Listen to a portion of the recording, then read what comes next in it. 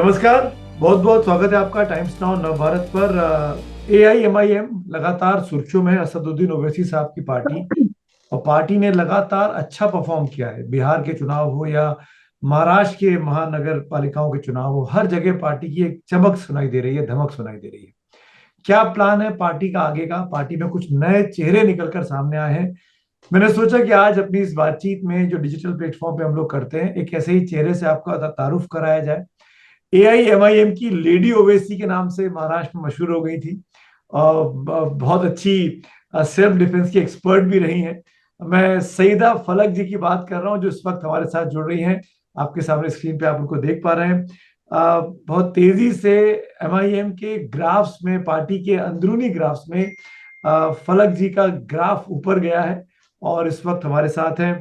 बहुत बहुत शुक्रिया, धन्यवाद सईदा जी, हमसे बात करने के लिए। थैंक यू मतलब मैम। जी। मेरा पहला सवाल तो यही है, क्योंकि हालांकि मैंने सोचा था किसी और मुद्दे से शुरू करूंगा, पर अब क्योंकि ये मुद्दा इस वक्त ज्यादा गर्म हो गया है, तो पहला सवाल मैं पूछना चाहता हूं कि आपके कलीग हैं मुंबई की, जो नई नई काउंसलर बनी है, सहर शेख, जो जिनको इस चर्चा में आना था लेकिन नहीं आ पाई, उन्होंने जी। एक बयान दिया कि मैं मुंब्रा को हरा कर दूंगी, पूरी तरह हरा कर दूंगी। इस बयान से कंट्रोवर्सी हो गई है, पुलिस कंप्लेन हो रही है, शिवसेना परेशान है। आपको लगता है कि ये बयान जायज था? आप इसको कैसे देखती हैं? देखिए, शहर में जो है ऑलरेडी जो उसका स्टेटमेंट था विक्ट्री के बाद की जो स्पीच थी, ऑलरेडी क्लैरिफाई कर दिया है कि उसने इसीलिए हरा रंग कर देंगे, इसीलिए कहा क्योंकि वो हमारी पार्टी का कलर हरा है। अगर हमारी पार्टी का कलर कोई भगवा होता, दूसरा होता, तो वो यही कहती कि ये कलर हम पूरे मुमरा को कर देंगे।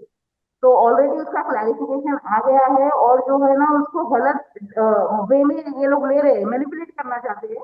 और कोई बात नहीं है, असल में तकलीफ क्या है ना, हर एक को के इतने जो है ना सारे सीटों पर हमें AIMIM को कामयाबी मिली है। पूरे महाराष्ट्र में AIMIM जो है 125 सीट पर AIMIM ने जीत हासिल की है। और NCP हो, MNS हो, उन पार्टियों से भी ज्यादा सीटें जो है MIM को आई है। और कोई दूसरी बात नहीं है, ये हमारे स्टेटमेंट को कोई ना कोई जो है ना तरीके से मैनिपुलेट करना चाहते हैं, या उसको एक अलग तरीके से बताना चाहते हैं। नहीं, वो ये भी तो कह सकती थी कि हम पूरे मुमरा में तिरंगा फहरा देंगे, हम तिरंगे में लगा देंगे। वो उससे कम्युनल टोन आ गया, ऐसा लगा कि जो बात कम्युनल पार्टियां बोलती हैं वही बात तो MIM बोल रही है। नहीं, देखिए, हमारी पार्टी का काम नहीं है कम्युनल पॉलिटिक्स खेलना। हम जो है तिरंगा तो हर जगह लहराता रहता है, हिंदुस्तान में लहराना चाहिए। और हमारे जो लीडर है असदुद्दीन ओवैसी साहब, उनको आपने देखा वो रैलियों में भी जो है, इवन बिहार इलेक्शन में वो दूसरी जो है ना अपनी पार्टी का नहीं बल्कि तिरंगा जो है बच्चों को बांट रहे थे। हम तलवारें नहीं बांटते, हम तिरंगा का सम्मान करते हैं, तिरंगा बांटते हैं, हम कलम बांटते हैं। हमारा काम कम्युनल पॉलिटिक्स बिल्कुल भी खेलना नहीं है। जो बीजेपी हमको प्रवोक करती है, ठीक है, बीजेपी हर चीज की शुरुआत जो है ये कम्युनल जो पार्टीज है वो शुरुआत करते हैं। वो हमको छेड़ते हैं, प्रवोक करते हैं, उसका जवाब नहीं, हमारी तरफ से आता है कि सो कॉल्ड आप लीडर पार्टी आप खामोश रहते हैं। आप फलक द फाइटर हैं, और आप बैरिस्टर हैं, लॉयर हैं, ओवैसी साहब के शागिर्दगी में आप अपनी राजनीति को आगे बढ़ा रही हैं, तो आप अच्छे ओरेटर हैं। पर आपको नहीं लगता कि अगर वो तिरंगा बोलती तो कंट्रोवर्सी नहीं होती? आज पुलिस का नोटिस नहीं गया होता, हरा बोलने पर ही दिक्कत हो गया। देखिए सिंह जी, हमारी पार्टी की जीत थी वो, ठीक है। जब लोग सोच रहे थे कि वहां से हमारी पार्टी को कोई भी सीट नहीं आएंगे, जब लड़ाई तो पार्टी की थी ना, पॉलिटिकल पार्टीज की थी। इसलिए जीत की खुशी में वो बोल दीजिए जो है हमारा रंग हरा पूरे वो मुंबई में, मुमरा में। उसका मतलब ये सीधा सीधा है ना, क्लियर कट है। लड़ाई तो पॉलिटिकल पार्टीज की थी ना। बेशक हम तिरंगे का सम्मान करते हैं, तिरंगा लहराइए, लहराते रहता है। हमारा तिरंगा जो है हमेशा आबाद रहे। लेकिन ये लड़ाई आपकी पॉलिटिकल पार्टीज शिकायत की थी, और शिवसेना और प्योरली भाजपा जो है ना वो। जी, बोलिए। आपकी शिकायत शिवसेना, भाजपा या राइट विंग की पार्टियों से यही तो है ना, कि ये भगवा फहराने की बात करते हैं, ये राइट विंग की बात करते हैं, ये आपके शब्दों के मुताबिक ये कम्युनल पॉलिटिक्स करते हैं। तो ऐसे में आपकी तो लंबी लाइन खींचने की बात है ना। आपने तो उन्हीं की लाइन के पीछे पीछे अपनी लाइन लगा दी। अगर वो भगवा की बात कर रहे हैं तो हम हरे की बात करेंगे। अरे, तिरंगे की बात कौन करेगा? कैसे भारत का प्रधानमंत्री फिर एक बुर्के वाली प्रधानमंत्री बनेगी, जो कि आपका बयान है। आपके बयान को कॉन्ट्राडिक्ट कर रही है सहर शेख इस पूरे मामले में। नहीं, इसमें कॉन्ट्रडिक्ट करने का नहीं है। अब उस बात को, उस जो विक्ट्री के बाद का जो जलसा था, विक्ट्री के बाद की जो स्पीच थी, उसको उस एंगल से आप लेके देखिए ना उसको। वो बिल्कुल जीत के बाद का जो है उनका बयान था, तो आप लोग इसको गलत वे में ले रहे हैं। हम तिरंगा ही लहराएंगे, और जो है ना, हम कम्युनल पॉलिटिक्स खेलना बिल्कुल भी हमारा मकसद नहीं है, ना हम खेलेंगे। असदुद्दीन ओवैसी साहब जो है हमेशा तिरंगे का, संविधान का, देश का सम्मान करते हैं। वो लीडर है जिन्होंने सबसे पहले पाकिस्तान के खिलाफ बोला था, तो आप जिसके ये बाद भी मानती है हमारे इल्जाम लगाए जाते हैं। तो आप ये मानती है फलक मैम कि अगर बुर्के वाली प्रधानमंत्री बनानी है, जो कि आपका बयान बहुत वायरल हुआ महाराष्ट्र के चुनावों में, वो केवल हरे रंग से नहीं बनेगा, उसमें हर रंग चाहिए होगा। एम आई राइट? बेशक, बेशक। हमारा जो मुल्क का जो फ्लैग है वो तिरंगा है, उसमें सभी रंग है। और यही हमारे हिंदुस्तान की खूबसूरती है कि हम सभी मजहबों को लेके चलते हैं। हमारा मुल्क जो है, हमारी कंट्री एक सेक्युलर है, और हर मजहब के लोगों को अधिकार है। जैसा उसमें सैफरन कलर है, व्हाइट कलर है, ब्लू कलर है, ग्रीन कलर है, यही हमारे देश की खूबसूरती है। और हम इस खूबसूरती को बरकरार रखना चाहते तो हैं, और जो ताकतें आप इस ये मेरे खूबसूरती को मेरे तबाह प्लेट करना चाहते हैं, उसके खिलाफ हमारी लड़ाई है। आप हमारे इस प्लेटफॉर्म से अपील करना चाहेंगे एमआईएम के तमाम नेताओं से, कार्यकर्ताओं से, अपने लीडर से, फॉलोअर से, कि भाई तिरंगे की बात करिए, हर रंग की केवल बात मत करिए। बेशक, देखिए, तिरंगे का सम्मान हमने हमेशा किया है। हमें कोई प्रूफ किसी को देने की जरूरत नहीं है, किसी को क्लैरिफाई करने की जरूरत नहीं है। अल्हम्दुलिल्लाह, मुल्क की जो है आजादी के लिए सबसे ज्यादा शहीद मुसलमान ही हुए थे। और इस तिरंगे का डिजाइन भी एक मुसलमान औरत ने दिया था, वर्षी की। हम जय हिंद का नारा देने वाले वो मुसलमान है। हमने जो है सारे जहां से अच्छा हिंदुस्तान, हमारा ये गाना भी एक मुसलमान ने दिया था। इनकलाब जिंदाबाद का नारा भी मुसलमानों ने दिया था। तो हमें किसी को क्लैरिफिकेशन कोई मैं देने की बस या यही, सबूत देने की आपने जरूरत मेरे नहीं मुंह है। के शब्द छीन लिए फलक मैम। यही मैं एग्जांपल्स देने वाला था कि ये तमाम लोग मुसलमानों ने दिए हैं। एक इनकलाब जिंदाबाद, तिरंगा, ये तमाम चीजें हम सब जिसको लेकर आजादी की लड़ाई लड़ी।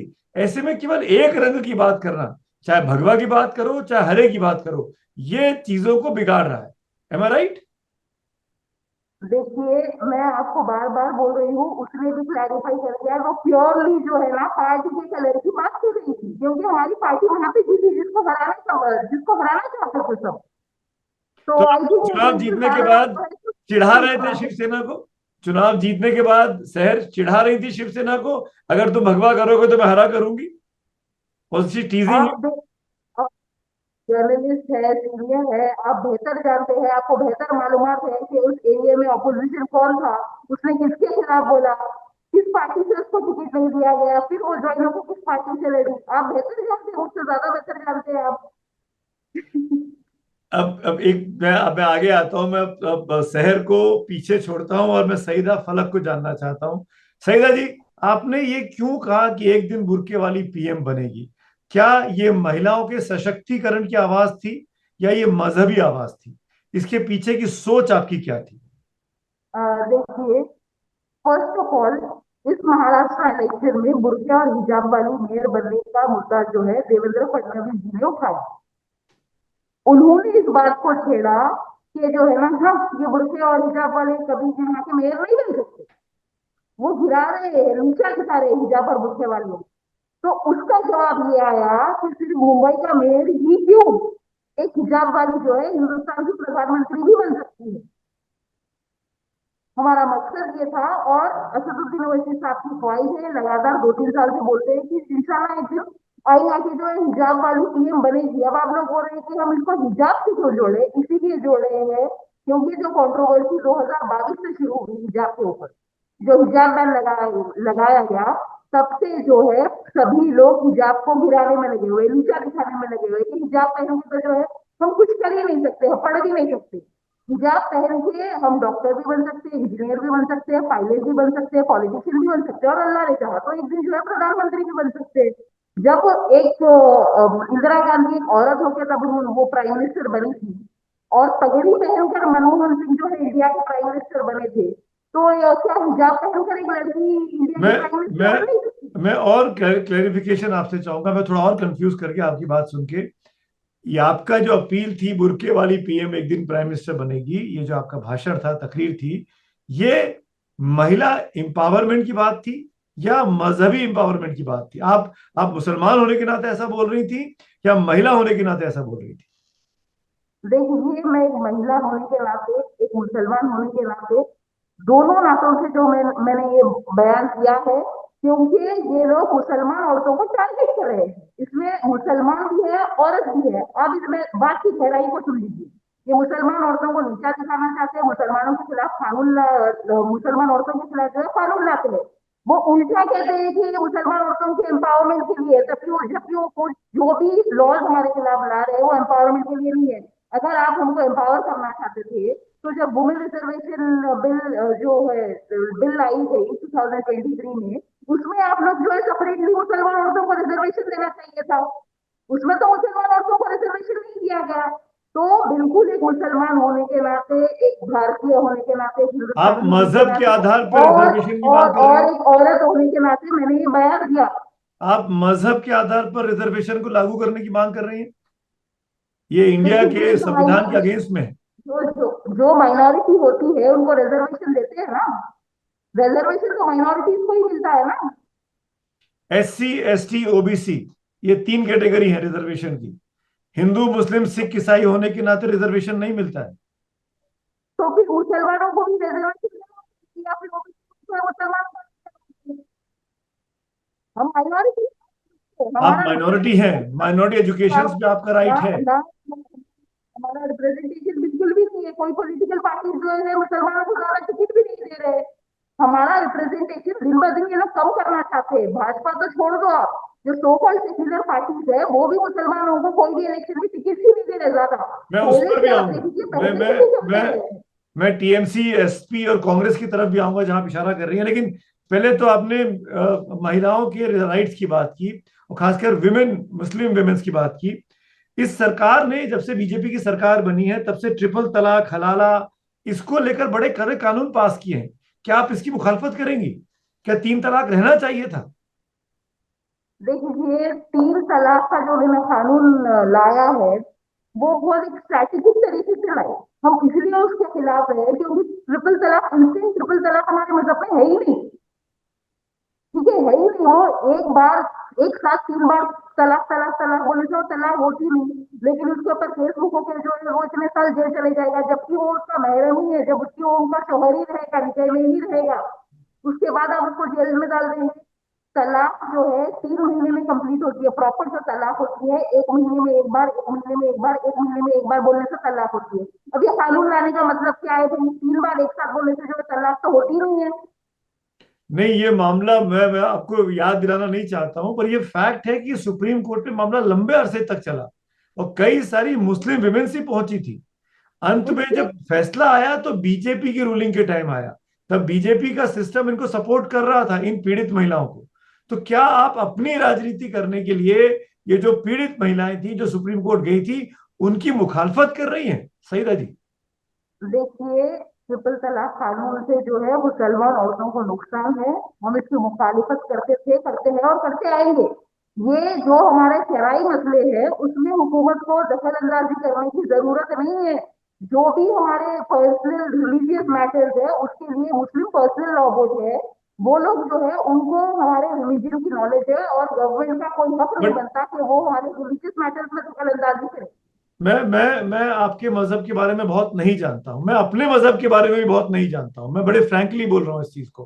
पर मैं ये जरूर जानना चाहूंगा कि मुस्लिम पर्सनल लॉ बोर्ड ने क्या किया। महिलाओं पे जो एट्रोसिटीज होती है डिवोर्स के नाम पर, महिलाओं पे हलाला के नाम पे जो डिवोर्स की जो एट्रोसिटीज होती है, उस पे AIMLB ने क्या किया, मुस्लिम पर्सनल लॉ बोर्ड ने? आप बता सकती है मुझे? देखिए, मुस्लिम पर्सनल लॉ बोर्ड बराबर अपना काम कर रही है, वो करेगी। आपको जो है ना, इसका मतलब ये नहीं है कि गवर्नमेंट जो आके वो हमारे शराई मसले में दखल देंगे। और हलाला की जो आप बात करें, दैट इज टोटली डिफरेंट। आप लोग उसको एक अलग तरीके से बताते हैं। जो जो भी आप लोग हम लोग को विक्टिमाइज करना चाहते हैं, Muslim women are not victimize. इस्लाम में दे आर नॉट विक्टिमाइज। हिजाब रिग्रेसिव नहीं है, ना तो जो भी हमारे रूल्स है लॉज है वो बिल्कुल भी हमारे खिलाफ नहीं है। इस्लाम में women are treated like queen.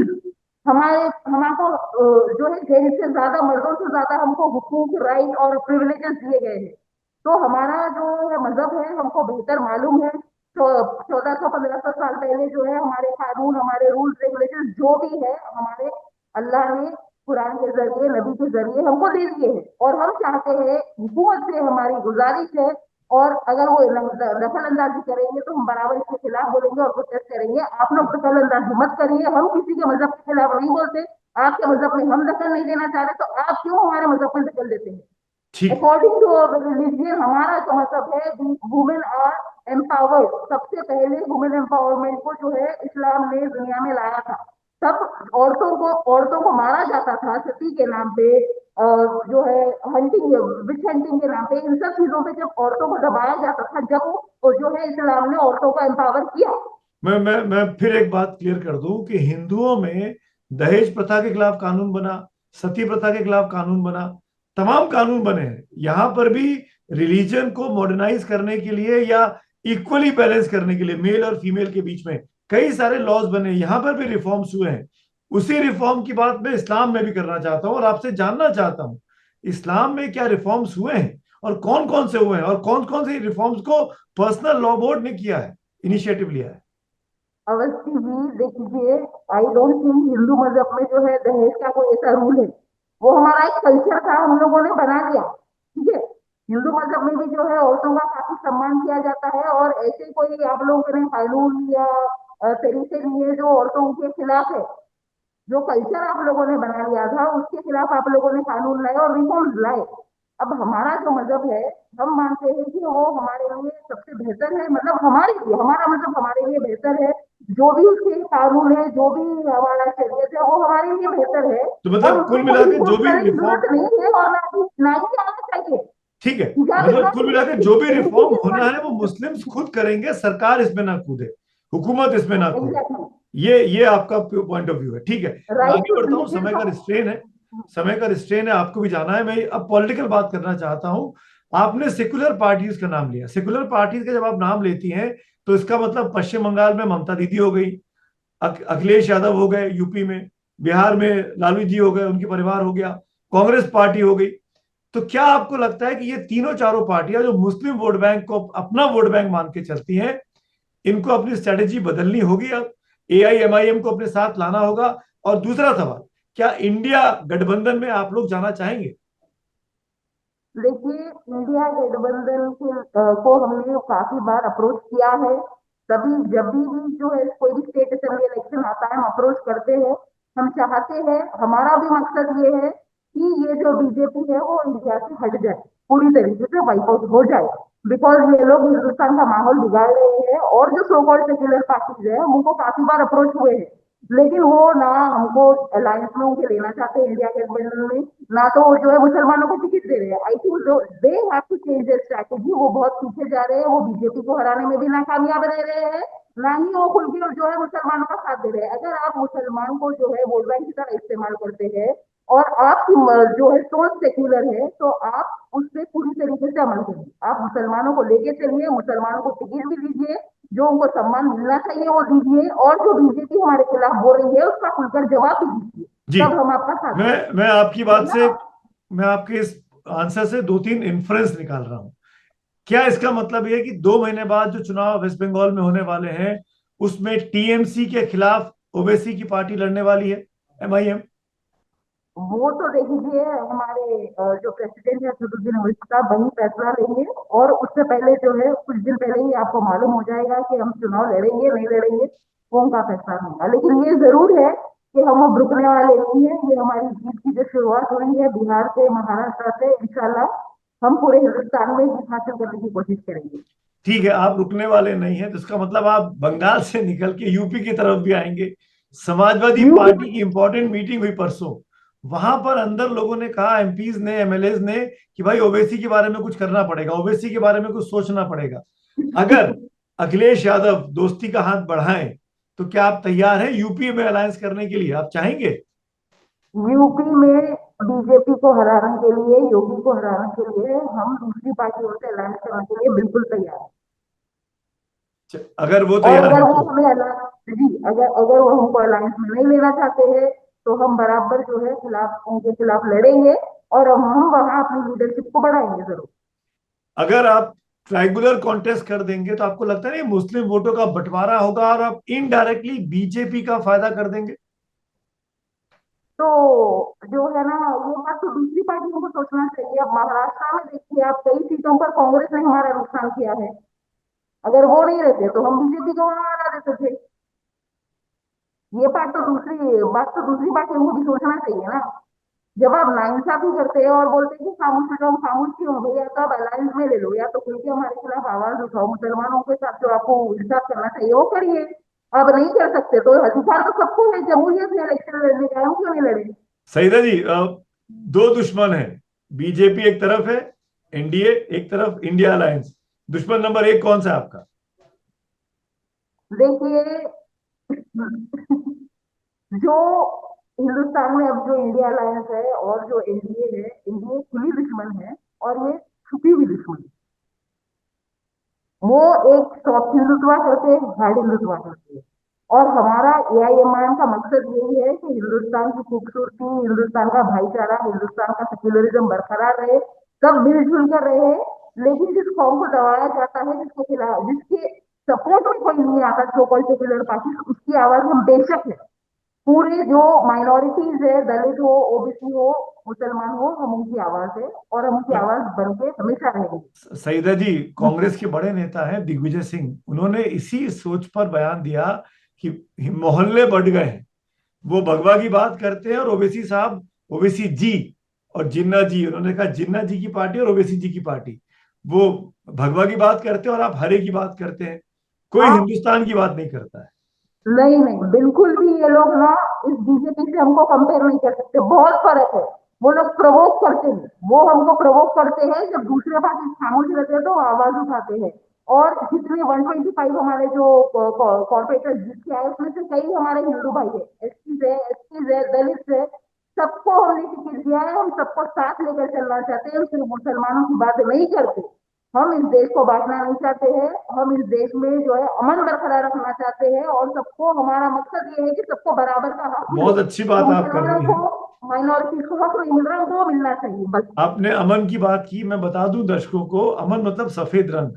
तो तिरंगे में जो तीन रंग है, उन तीनों की अपनी अपनी एक कहानी है, एक अर्थ है। एक शौर्य को दिखाता है, एक उत्पादकता को दिखाता है, शांति को दिखाता है हरा रंग।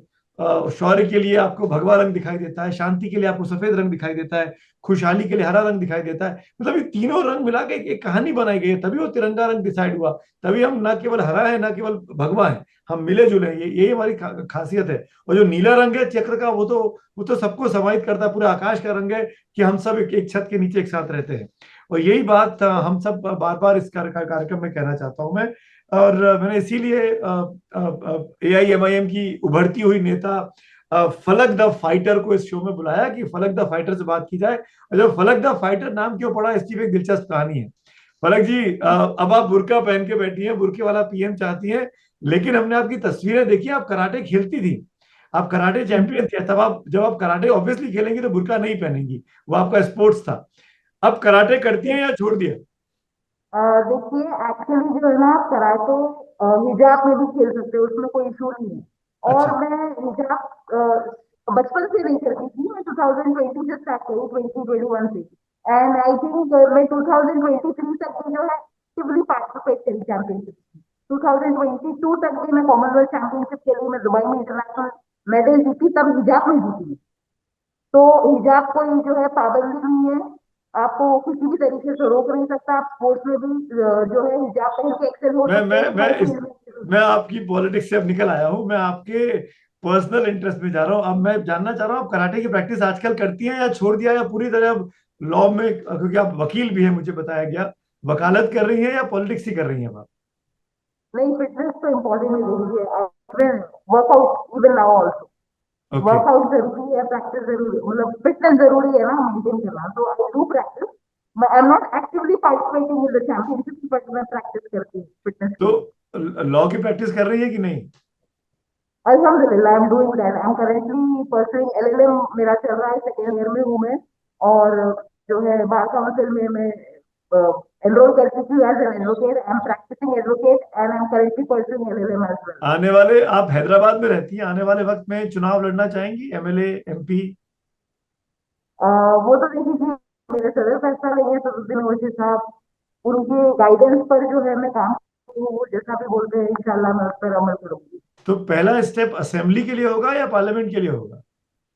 वो तो देखिए आप असद साहब से पूछ लीजिए, उन्होंने जो सोच रखा है, उन्होंने जो चाहते हैं, उनके गाइडेंस पर मैं अब तक काम करके आई हूँ और आगे भी वैसे ही करूंगी। वो उनकी जो भी उनका फैसला रहेगा मैं उस पर अमल करूंगी। आप ओवैसी साहब का नाम बहुत लेती हैं, इस चर्चा में कई बार आपने नाम लिया। आपके आपके बॉस हैं, आपके सीनियर हैं, आपके लीडर हैं। तो आप उनसे प्रभावित हैं या उनकी आइडियोलॉजी से प्रभावित हैं? ऑब्वियसली उनकी आइडियोलॉजी है जो है, और उनका जो काम करने का तरीका है, जो वो सबको साथ लेके चलना चाहते हैं, आई थिंक जो तरीके से वो हिंदुस्तान में जो है पॉलिटिक्स को, जो पॉलिटिकल सिनेरियो है इसको चेंज करना चाहते हैं, जो इतने सालों से बदलाव नहीं आया है, वो जो चेंजेस लाना चाहते हैं उससे जो है मैं इंस्पायर्ड हूँ, और उसी आइडियोलॉजी को लेके मैं आगे बढ़ना चाहती एक थोड़ा सा ट्रिकी क्वेश्चन पूछ रहा हूँ विद योर परमिशन। अगर कभी एमआईएम को पीएम बनाने का मौका बना, तो आप ओवैसी साहब को पीएम देखना चाहेंगे या बुर्के वाली पीएम देखना चाहेंगे? मेरी तो ख्वाहिश रही कि ओवैसी साहब पीएम बने, ओवैसी साहब बने। और उसके बाद एक बुरके वाली भी बने। दोनों भी हो सकते हैं भाई, आप ख्वाहिशों अपने पे बॉस को डिपेंड खुश कर करती रही हैं, आप अपना अपने नंबर बढ़ा रही हैं आप। है। लीडर को मानती हूँ और वो है कि बेटे, इसमें कोई शक भी नहीं है। एक और प्रॉमिस, एक और बात, ये क्या, ये प्रॉमिस आप कर सकती हैं कि आप हमेशा एमआईएम के साथ रहेंगी, उनकी आइडियोलॉजी के साथ रहेंगी, कभी पार्टी स्विच नहीं करेंगी? देखिए, ये मैं ऑन रिकॉर्ड बोल रही हूँ।